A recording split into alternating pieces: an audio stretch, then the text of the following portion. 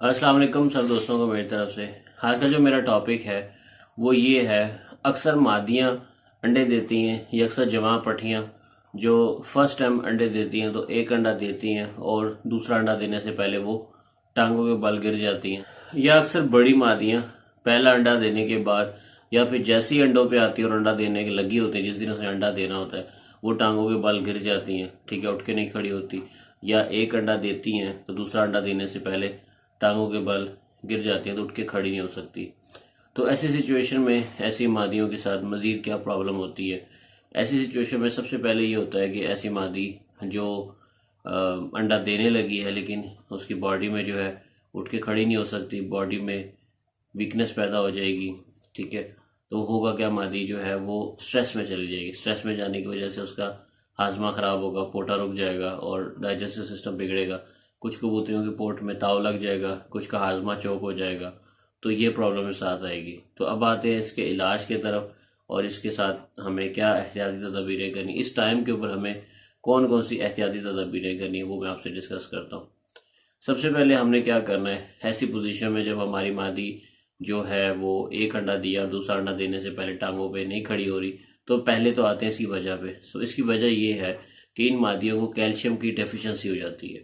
Calcium deficiency ہونے کی وجہ سے وہ ایک تو انڈا دے سکتی ہیں یا دے پاتی ہیں، تو دوسرا انڈا وہ نہیں دے سکتی، ٹھیک ہے، یا ان سے دینے نہیں ہوتا، اور کیلشیم کم ہونے کی وجہ سے وہ ٹانگوں کے بل کھڑی نہیں ہو سکتی اور گر جاتی ہیں۔ دوسری وجہ کیا دوسری جو ہے یہاں پہ احتیاط کیا ہمیں کرنی چاہیے، نمبر 1 ہمیں اس کبوتری کو باقی کبوتروں سے علیحدہ کرنا ہے۔ اگر آپ کے پاس ایک کھڈے میں کبوتر ہیں، بلک میں زیادہ تعداد میں کبوتر ہیں، جوڑے ہیں، تو سب سے پہلے اس کبوتری کو وہاں سے نکال کے علیحدہ ایک چھوٹے سے خانے میں شفٹ کریں، کیونکہ وہ کبوتری اٹھ کے کھڑی نہیں ہو سکے گی، تو باقی کبوتر جو ہیں وہ اس کو ماریں گے، کراس کرنے کی کوشش کریں گے، تو ایسی کبوتریاں جلدی ہمت ہار جائیں گی اور وہ ڈیڈ ہو جائیں گی، مطلب ماری جائیں گی۔ تو آپ نے کیا کرنا ہے، سب سے پہلے اس کو اگر بچانا ہے تو اس کو شفٹ کر دو ایک علیحدہ چھوٹے پنجرے میں، اور اس مادی کے اگر ایگ ہے تو ایگ کو آگے کسی کبوتروں کے نیچے ٹرانسفر کر دو اگر بہت امپورٹنٹ ہے تو۔ دوسرا یہ کہ اگر آپ کا ایک جوڑا علیحدہ خانے میں ہے، آپ نے ایک اکیلے خانے میں پیر رکھا ہوا ہے جہاں اس مادی کے ساتھ صرف اس کا نر ہے، تو ایسی سچویشن میں آپ اگر علیحدہ نہ بھی کرو تو بھی چل جائے گا کام، کیونکہ وہ کبوتر اس کو اگر تو تنگ نہ کرے تو آپ دونوں کو ایک ساتھ رہنے دیں، اگر کبوتر اس کو تنگ کر رہا ہے تو پھر آپ اس مادی کو اس نر سے بھی علیحدہ کر دیں۔ اب ہم اس کے علاج کی طرف آتے ہیں۔ تو ایسی سچویشن جب ایک کبوتری اپنے ٹانگ پہ کھڑی نہیں ہو رہی تو ہمیں سب سے پہلے دیکھنا ہے کہ وہاں پہ کون کون سی پوزیشن ہوں گی، کیا کیا پرابلم سامنے آئیں گی۔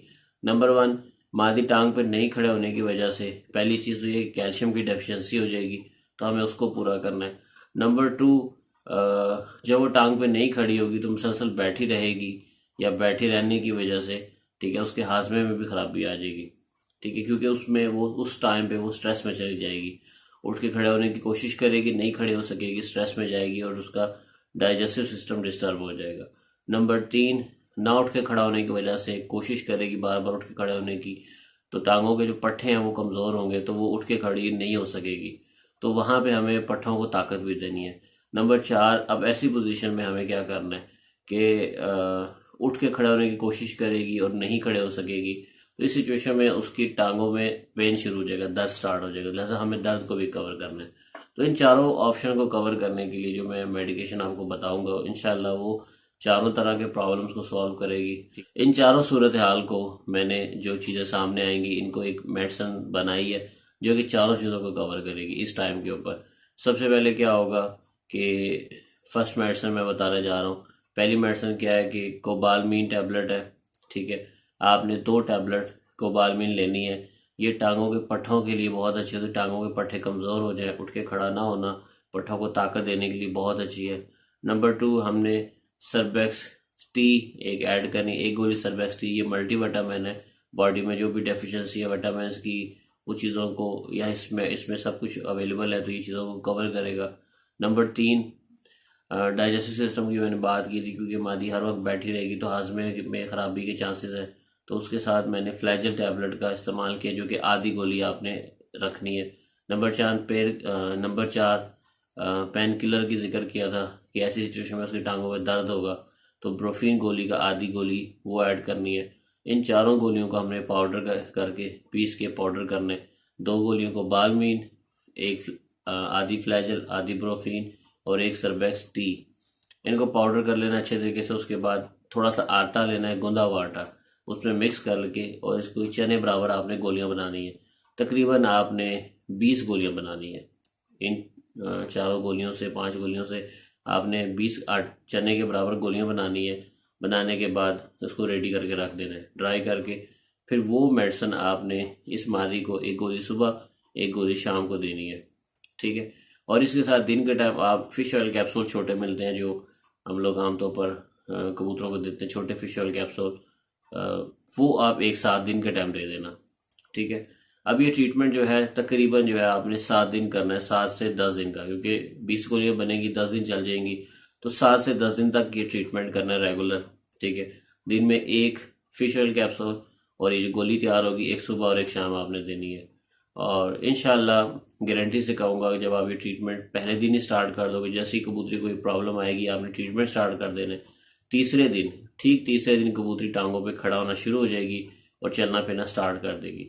اور اگر آپ نے ٹریٹمنٹ پراپر نہ کیا تو ایسی سچویشن میں کیا ہوگا کہ مادی کیونکہ پورٹ بھی روک لے گی، ہاضمے میں بھی خرابی لے آئے گی، اور دوسرے کبوتر اگر ماریں گے تو مادی کھانا پینا بھی چھوڑ دے گی، ڈسٹرب رہے گی۔ تو ایسے کبوتر اکثر سوکھ کے کمزور ہو کے مر جاتے ہیں۔ اکثر لوگوں کے کبوتر سروائیو نہیں کرتے صرف ٹریٹمنٹ پراپر نہ ہونے کی وجہ سے۔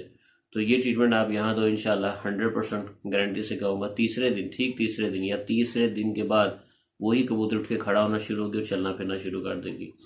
اور انشاءاللہ 10 دن تک یہ ٹریٹمنٹ کرنا ہے، جو پرابلم ہے وہ سالو ہو جائے گی۔ اس کے بعد ایک آگے سٹیپ کیا ہے کہ اس کبوتری کو کچھ ٹائم کے لیے بریڈنگ سے ہٹا دے۔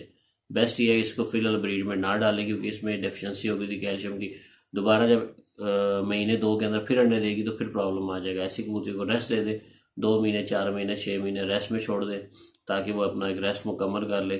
یا آپ کیلشیم کو پورا کرنے کے لیے کیلشیم کی میڈیسنس ہوتی ہیں، سی کیلس ہے، اس طرح کئی چیزیں ایسی ہیں جو کیلشیم کو پورا کرتی ہیں، وہ استعمال بھی کر سکتے ہیں اسے۔